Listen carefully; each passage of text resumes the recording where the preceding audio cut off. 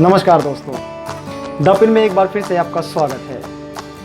आज हम बात करेंगे मिशन वंदे मातरम वर्सेस मजदूर की, लेकिन उससे पहले प्रधानमंत्री के संबोधन की थोड़ी सी समीक्षा कर लेते हैं। इस सज्जन को क्या तकलीफ है भाई? तो शुरू करने से पहले चैनल को सब्सक्राइब करें, बेल आइकन प्रेस करें, क्योंकि इट्स अ फाइट अगेंस्ट गोदी मीडिया। प्रधानमंत्री जी ने अपने आधे घंटे के संबोधन में केवल 4 बातों का जिक्र किया, लेकिन उन 4 बातों के लिए उन्होंने 35 मिनट का समय लिया। जो उनकी आदत है वो लेते ही हैं हर बार। खैर, बात एक करनी हो, 2 करनी हो, उनको आधे घंटे का चाहिए, क्योंकि तो वो भरे होते हैं, निकालना होता है उनको। इस सज्जन को क्या तकलीफ है भाई? उनके संबोधन से पहले मेरे गली वालों का हाल कुछ यूँ था। और बोल ऑल इज वेल। उनके संबोधन के अगले 10 मिनट के बाद लोगों का रिएक्शन कुछ यूँ था। अरे कहना क्या चाहते हो? उन्होंने अपने संबोधन में 4 बातों का जिक्र किया, और 4 बातों में पहली बात ये थी कि लॉकडाउन बढ़ेगा और नए रंग में आएगा। इसलिए आप कमेंट सेक्शन में बताएं कि किस रंग में आप लॉकडाउन चाहते हैं। ये मुंह से सुपारी निकाल के बात कर रहे बाबा।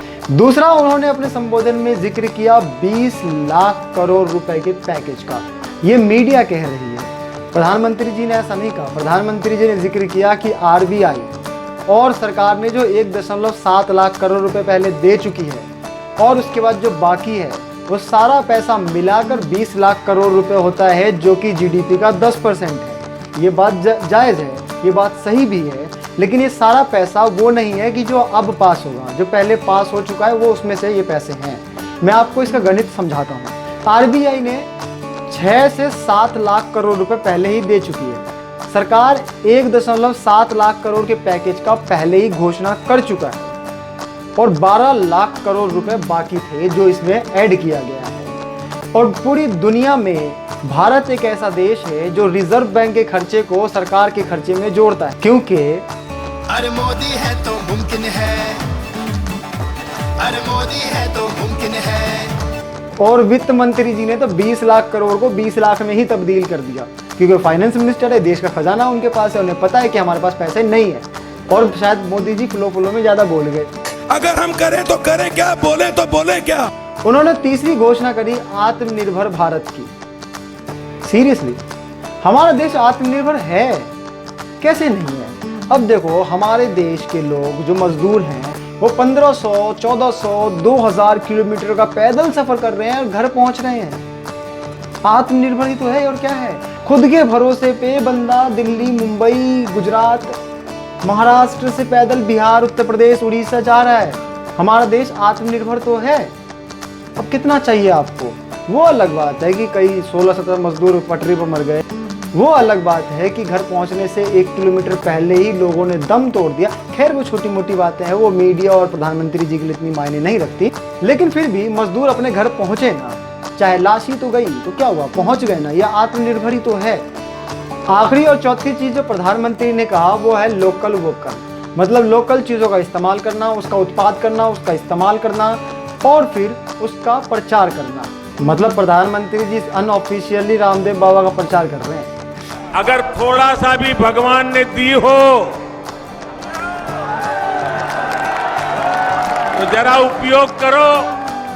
खैर, ये तो मजाक की बातें थी। अब बात करते हैं कुछ सीरियस। ये वीडियो देखिए, ये मध्य प्रदेश की वीडियो है, 13 तारीख की वीडियो है। एक जैन संत के स्वागत के लिए हजारों की भीड़ इकट्ठा हो गई। यही नज़ारा कानपुर का है, जहां एक संत की मृत्यु हो गई।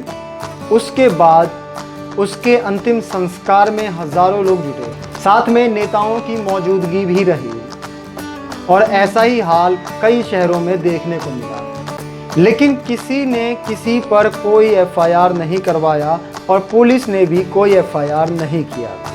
लेकिन हम इन भीड़ से कुछ नहीं कह रहे, हम इन पे कोई इल्ज़ाम नहीं लगा रहे। इल्ज़ाम तो मीडिया लगाती है। ये देखिए रोमाना इसरार खान को, इन्होंने ट्वीट किया संत जमाती। ओ भाई, मारो मुझे, मारो मारो मुझे, मारो मारो। नहीं, ये मजाक हो रहा है। 1 सेकंड यार, मजाक हो रहा है। हमारे गांव में ना एक कहावत थी, मतलब किसी के अंदर ना किसी चीज़ को छेड़ने की, या किसी एक पर्टिकुलर चीज़ के हाथ धो के पीछे पड़ जाते थे ना, तो उसे लोग कहते थे तेरे अंदर सुलेमानी कीड़ा है क्या। आज हमें मीडिया को कहना पड़ रहा है कि क्या सुलेमानी कीड़ा है क्या तुम्हारे अंदर। खैर, आगे बढ़ते हैं अपने टॉपिक की तरफ। खबर ये है कि मिशन वंदे मातरम के तहत इंसान तो इंसान कुत्ते को भी विदेश से लाया जा रहा है। खबर ये है कि मजदूर पैदल चल रहे हैं। खबर ये चली कि ट्रेन मुफ्त कर दिया गया है, जबकि खबर तो ये चलनी चाहिए थी कि 16 मजदूर ट्रैक पर मर गए। खबर ये चली कि सड़क पर गाड़ियां चलने लगी हैं, लेकिन खबर तो ये चलनी चाहिए थी कि उन्हीं गाड़ियों के नीचे मजदूरों को कुचला जा रहा है।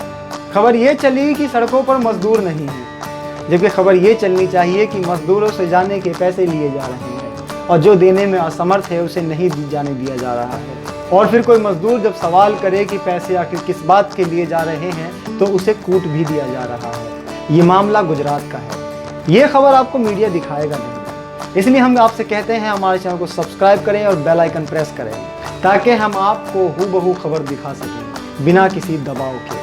हम हर साल अंतर्राष्ट्रीय मजदूर दिवस लाखों मजदूरों के दृढ़ निश्चय, निष्ठा और उनके कठिन परिश्रम के रूप में मनाते हैं। एक मजदूर का देश के निर्माण में एक बहुमूल्य योगदान होता है और उसके देश के विकास में सबसे बड़ा योगदान होता है। किसी भी समाज, देश, संस्था और उद्योग में काम करने वाले श्रमिकों की एक अहम भूमिका होती है। मजदूरों के बिना किसी भी औद्योगिक ढांचे के खड़े होने की कल्पना नहीं की जा सकती। इसलिए श्रमिकों का समाज में अपना ही एक अलग स्थान है। लेकिन आज मजदूरों के साथ अन्याय हो रहा है, उनका शोषण हो रहा है, उनको दरकिनार कर दिया गया है। इसमें न केवल लोगों ने अपनी अहम भूमिका निभाई है, बल्कि इसमें सरकार भी अहम रोल निभा रही है। मैं यूं कहूँगा कि सरकार का ही सारा रोल है। पहले तो सरकार ने सड़कों पर मरने के लिए मजदूरों को छोड़ दिया। कई मजदूर तो भूख के मारे मर गए और कई मजदूर ट्रक के नीचे आके मर गए, तो कई मजदूर चलते चलते मर गए और कई मजदूर तो पटरी पर सोए और सोते रह गए। राज्य सरकारों ने श्रम कानून में बदलाव की घोषणा की है और कई जगह ये अप्लाई भी हो चुका है, मसलन उत्तर प्रदेश। इसकी शुरुआत 5 मई से मध्य प्रदेश से हुई। मध्य प्रदेश से होते हुए गुजरात, गोवा, उत्तर प्रदेश, बीजेपी शासित 7 राज्यों में पहुंच गई। इसमें क्या है, मजदूरों के लिए 38 कानून हैं। उनमें से 35 कानून को निलंबित कर दिया गया है, मतलब खत्म कर दिया गया है 3 साल के लिए। 3 कानून बचे हैं और वो 3 कानून क्या हैं? पहले मजदूरों के हक के लिए मजदूर संघ होता था, अब उसे 3 साल के लिए खत्म कर दिया गया है। इस कानून के तहत काम करने वालों की सीमा 8 घंटा से बढ़ाकर 12 घंटे कर दिया गया है। लेकिन यहाँ सरकार ने कहा है कि 12 घंटे का काम वर्कर अपनी इच्छा से कर सकता है और उसे ओवर टाइम भी मिलेगा। सरकार को इस वक्त मजदूरों के लिए काम करना चाहिए, लेकिन सरकार उनके मौलिक अधिकारों की धज्जियां उड़ा रही है। जहां मजदूरों पर इतना शोषण हो रहा है ताकि विदेशी कंपनियों को यहाँ लाया जा सके, ताकि उनको बताया जा सके कि यहाँ पे मजदूर सस्ते मिलते हैं, आप जैसे मर्जी काम करवा सकते हैं। एक तरीके से ये लॉलीपॉप है विदेशी कंपनियों के लिए। तो वहीं दूसरी तरफ विदेशों में बसे लोगों के लिए, हिंदुस्तानियों के लिए यहाँ से फ्लाइटें भेजी जा रही हैं, जबकि हमारे मजदूर आज भी पटरियों पर चल रहे हैं, सड़कों पर चल रहे हैं, ट्रकों के छत पर बैठ के जा रहे हैं। और आज ही की घटना है कि एक ट्रक और बस की टक्कर में 8 मजदूर की मौत हो गई, 55 घायल हो गए। इसके बावजूद सरकार की आंखें नहीं खुल रही। मिशन वंदे मातरम के तहत बाहर से आप विदेशी को ला रहे हैं, लेकिन हिंदुस्तान में बसे लोगों के लिए आपके पास कोई प्लान नहीं है। विदाउट प्लान आपने जो लॉकडाउन लगाया, कम से कम इसमें मजदूरों के लिए कोई ना कोई तरीका ढूंढते, उनको घर पहुंचाने का कोई ना कोई जरिया ढूंढते। आपने दिल्ली से ट्रेन चलाई, 15 ट्रेन चलाई 15 शहरों के लिए, मतलब 30 ट्रेनें चली। इन 30 ट्रेन एसी है, जिसका किराया नॉर्मल फेयर जो है वो 1500 से ज़्यादा का है, जो 2 वक्त अपनी रोटी का इंतज़ाम नहीं कर सकता। इसी कारण वो यहाँ से छोड़कर अपने घर जाना चाहता है, ताकि वहाँ जो थोड़ा बहुत खाना है, अपना घर है, वहाँ किराया नहीं भरना पड़ेगा, वहाँ कोटा से जो चावल मिलता है उसी को खा के ज़िंदगी गुजारा कर सके। वो मज़दूर एसी में बैठ के कैसे जाएगा? वही मज़दूर ज़िंदगी भर जनरल डब्बे में सफ़र करता है और वो अब एसी में जाएगा, वो भी इस लॉकडाउन में, जब उसके पास इनकम का कोई सोर्स नहीं है। तो सरकार को इस पर ध्यान देना चाहिए, सरकार को सोच समझकर कदम उठाना चाहिए। लोग अपने विकास के लिए सरकार को चुनते हैं ताकि समाज का विकास हो सके। लेकिन यहाँ विनाश के अलावा कुछ नहीं दिख रहा। आपके पास इतना पैसा है कि आप विदेश फ्लाइट भेज सकते हैं, तो क्या आप देश में स्पेशल ट्रेन मुफ्त नहीं चला सकते? नहीं चला सकते। आप मजदूरों से पैसा वसूल रहे हैं। तो सवाल ये उठता है कि पीएम केयर्स में जो लाखों करोड़ों रुपए मिले हैं, जो पीएमओ ऑफिस से पता चला है कि 31,000 करोड़ रुपए है, तो फिर उस पैसों का इस्तेमाल कहाँ कर रहे हैं आप?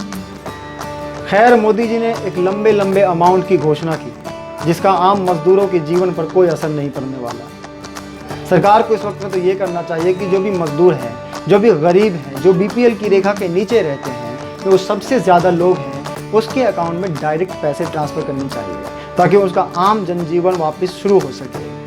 लोगों के पास थोड़े बहुत पैसे होने चाहिए, जैसा कि कनाडा ने किया, जैसा कि ब्रिटेन ने किया, वही चीज़ हमें अपनानी चाहिए थी, लेकिन हमने नहीं अपनाया। खैर, कोई बात नहीं। बस मेरा एक छोटा सा सवाल है मोदी जी से कि आपने लॉकडाउन किया, माफ़ी मांग ली, लेकिन आपने ये क्यों नहीं कहा जो आपने नोटबंदी के समय कहा था?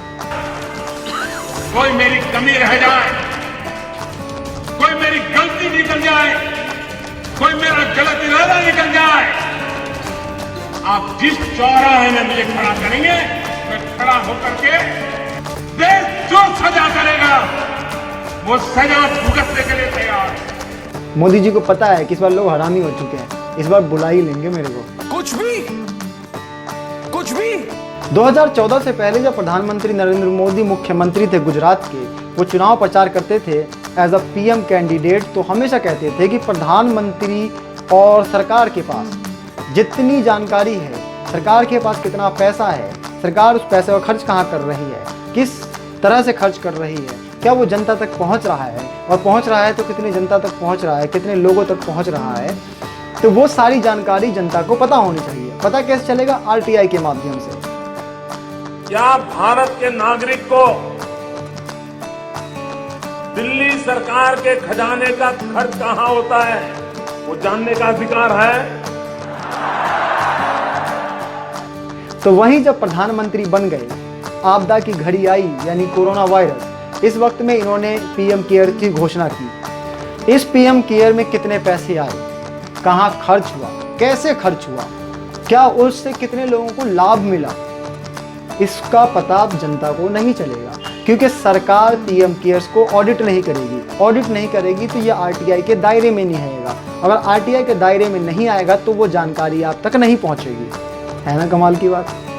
इस सज्जन को क्या तकलीफ है भाई? तो पीएम केयर्स का इस्तेमाल अच्छे से होने वाला है बिहार चुनाव में। भाजपा तरक्की कर, देश तरक्की करेगा, बस देखते रहिए। तो बिहार ने मोहनलाल करमचंद गांधी जी को महात्मा बना दिया, बापू बना दिया। हमारा सफर यहीं तक था। चैनल को सब्सक्राइब कीजिए, बेल आइकन प्रेस कीजिए। वीडियो कैसी लगी हमें कमेंट में ज़रूर बताएं, लाइक करें और अच्छी लगी तो शेयर भी करें।